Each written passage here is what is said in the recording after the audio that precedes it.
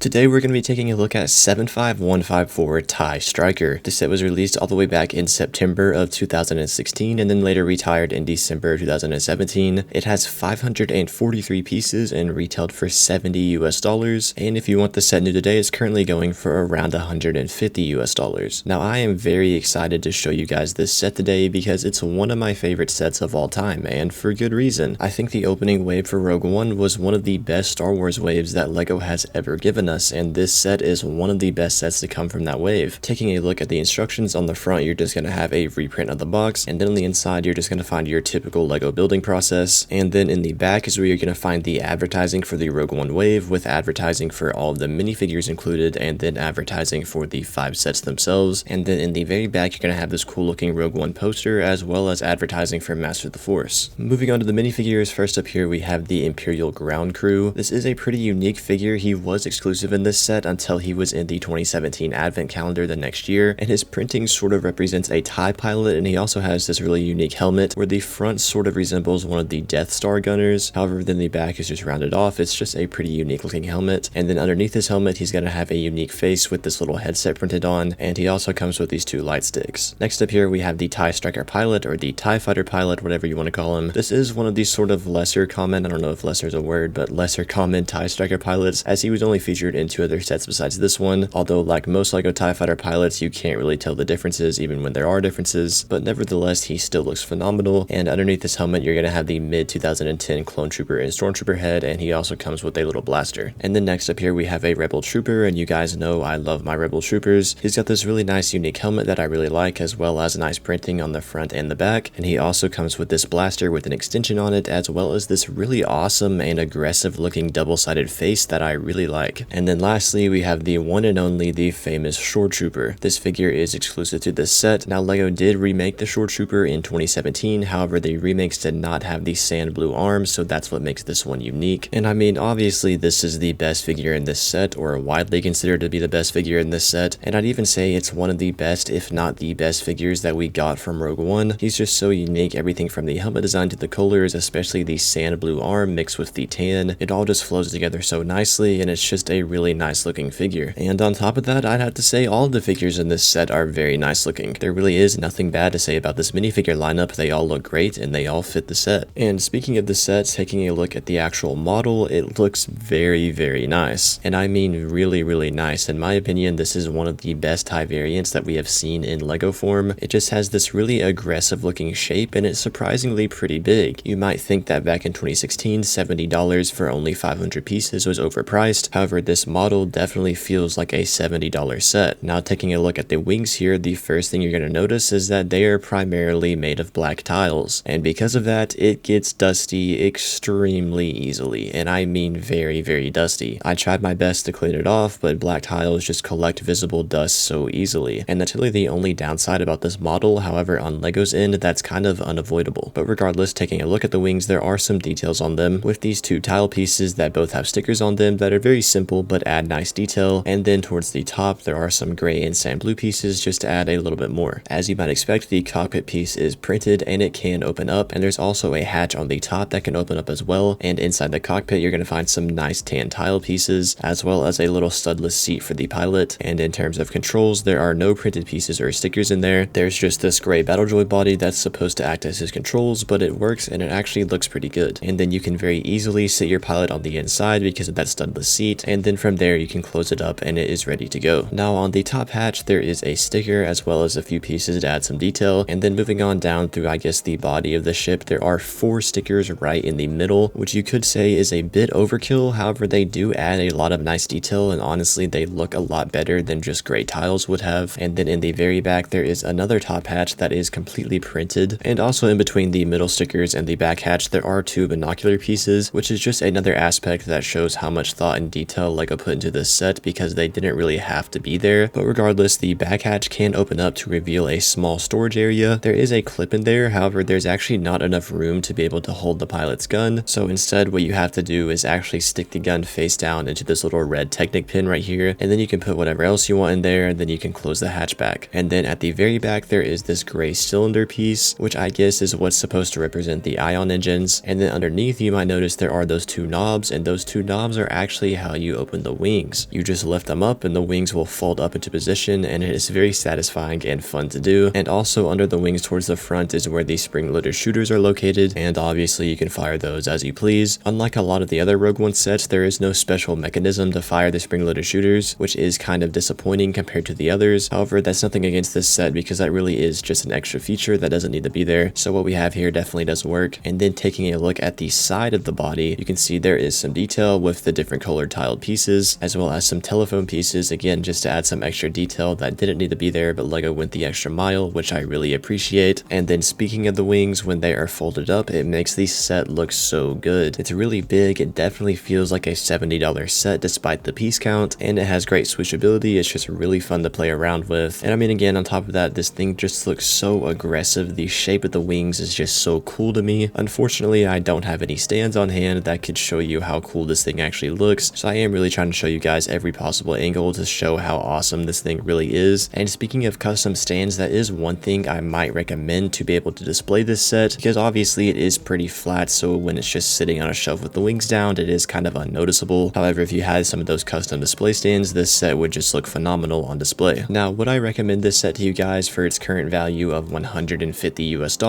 And that is actually borderline yes, I would not be against it. I think for a set like this, $150 isn't a terrible deal, especially if you're a huge Empire or Rogue One fan. Considering you didn't get this set when it came out, I'd say it's honestly a must-have for your Imperial collection. The model is just absolutely phenomenal, and so are the figures, especially that Shore Trooper. Again, there is the downside of dust, although that's unavoidable on LEGO's part, but still I would recommend you to clean this set fairly often or keep it in a glass case. And like I said, the dust really is the only bad thing about this set, and again, for the third time, that's unavoidable on LEGO's part. So because of that, I'm gonna give this set a 10 out of 10. No bias, I genuinely think they couldn't have done anything better. The figures are perfect, and so is the model. So yes, if you're an Imperial fan or a Rogue One set, or if you've just been looking to buy this set and haven't made a decision on it yet, I would strongly recommend it to you. Even for $150, I think it would be worth it, especially if you're a collector and a fan of this era. Again, because of those all black tiles, just make sure it's not in a super dusty area and you clean it frequently, or just put it in a dust-free glass case. And again, I would recommend a stand for it just to make it look better on display. Let me know what you guys think about this set down in the comments below, and if you're new, please consider subscribing. And if you want to check out more of my videos, you can see them on the screen right now.